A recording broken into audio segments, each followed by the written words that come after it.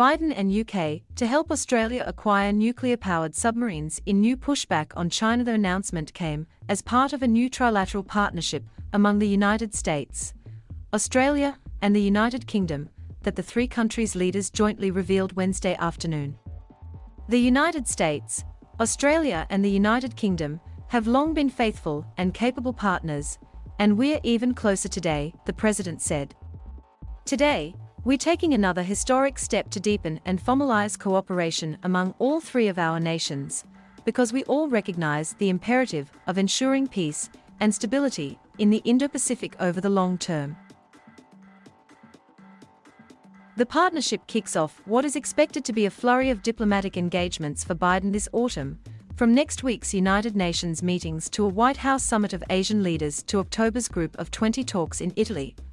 Underpinning his efforts is a desire to rally the West and US partners in Asia in the battle between autocracy versus democracy, one of the defining objectives of his presidency. Biden has made countering China a central aspect of his foreign policy as tensions grow over the South China Sea and Taiwan, and has said he wants American allies on board. Yet it is the move toward establishing nuclear submarine capability in Australia, which officials said will allow the country to operate at a vastly higher level militarily, that will amount to the centre of the announcement. Nuclear submarines are able to maneuver at greater speeds and endurance, and more stealthily, than conventional ones, which must surface more often. This allows Australia to play at a much higher level and to augment American capabilities, a senior administration official said ahead of the announcement. This is about maintaining peace and stability in the Indo-Pacific. Biden, during Wednesday's announcement, also maintained that the establishment of AUKUS is necessary because we need to be able to address both the current strategic environment in the region and how it may evolve. Because the future of each of our nations and indeed the world depends on a free and open Indo-Pacific, enduring and flourishing in the decades ahead. This is about investing in our greatest strength, our alliances, and updating them to better meet the threats of today and tomorrow, the president added. On Thursday, China's US Embassy spokesman Lu Pengyu said countries should shake off their Cold War mentality and ideological prejudice, according to Reuters, following the announcement of the AUKUS deal. Lu added that nations should not build exclusionary blocks targeting or harming the interests of third parties. This technology is extremely sensitive, top officials from Australia were in Washington on Wednesday meeting with their counterparts, including Secretary of State Antony Blinken and Defense Secretary Lloyd Austin, ahead of the formal announcement. During remarks Wednesday evening, Biden announced that Austin would lead efforts for the US government in close collaboration with the State Department and Department of Energy.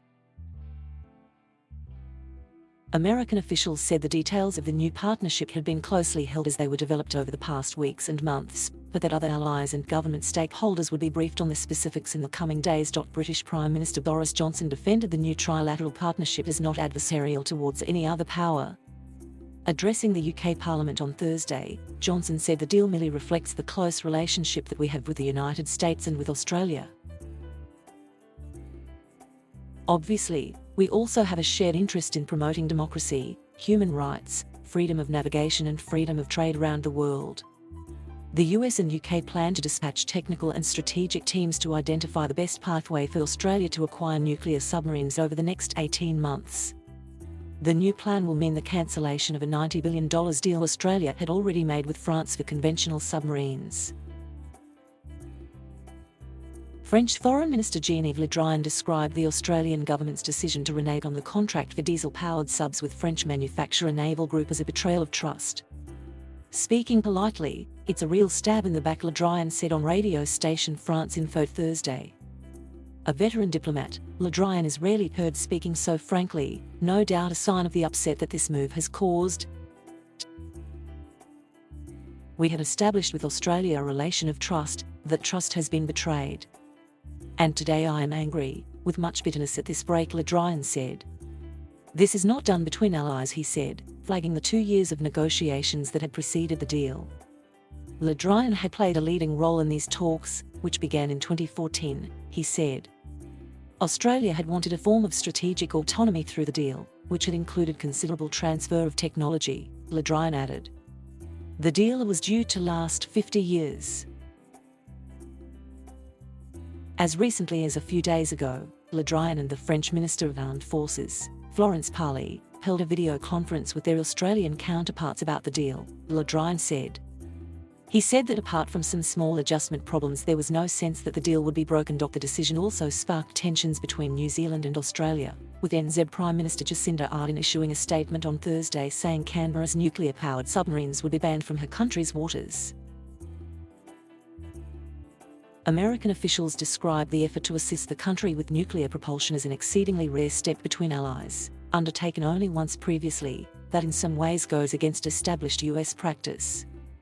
This technology is extremely sensitive. This is, frankly, an exception to our policy in many respects, the official said. It was necessary, they said, in order to send a message of reassurance to countries in Asia. It comes amid rising tensions between the US and China, who are maneuvering to limit each other's global influence. US officials insisted the intent of the new partnership was not to challenge China specifically. This partnership is not aimed or about any one country, it's about advancing our strategic interests, upholding the international rules-based order, and promoting peace and stability in the Indo-Pacific, the official said. Uniting allies against China still, the announcement is the latest step by the US to push back against China's military and technological rise. Next week, Biden will host an in-person summit of the Quad partnership of Japan, Australia and India, another grouping viewed as a way to assert American leadership in Asia. He has also sought to engage other Asian leaders, and Vice President Kamala Harris visited Singapore and Vietnam late last month.